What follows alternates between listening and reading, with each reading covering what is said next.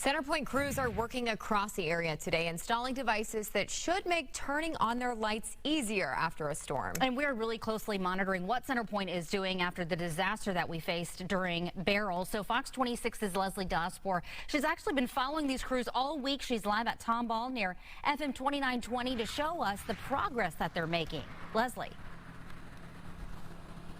That's right. What you're looking at right now is one of 300 trip savers. It's a 27-pound device that CenterPoint is installing across the service area to energize power lines faster after an outage.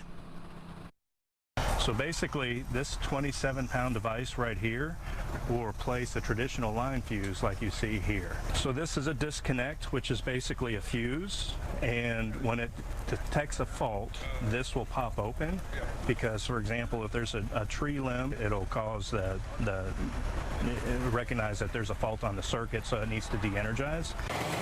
Forcing crews like this to come out, inspect the line, and make sure it's clear, leaving you at home with no power while they replace it after a storm. This will do that automatically, and it's called a trip saver because it saves that trip.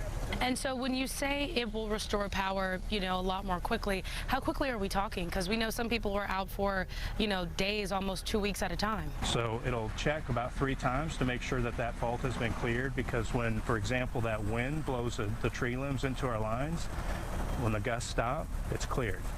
Those customers be re-energized, and then from their perspective, what they'll see is blinking lights versus what could be a long-term outage. You talk about, satellite imagery and research that you all have, looked at to kind of put these things in place.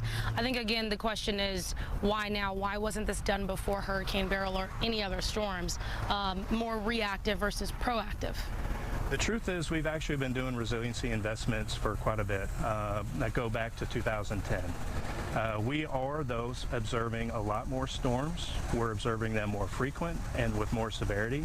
And that was the main reason why we were supportive of the resiliency filing, because what we feel that we need to look at from our industry a resiliency perspective.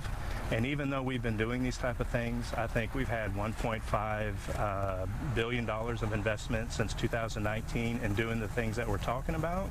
We can do more. We feel like we can do it in a way that's more robust and effective. Now, CenterPoint does add that if a major branch knocks down a line like this, a crew will have to come out and reinstall the trip saver, but they will be able to identify the problem a lot faster. Live in Tomball, Leslie DelasBour, Fox 26 News.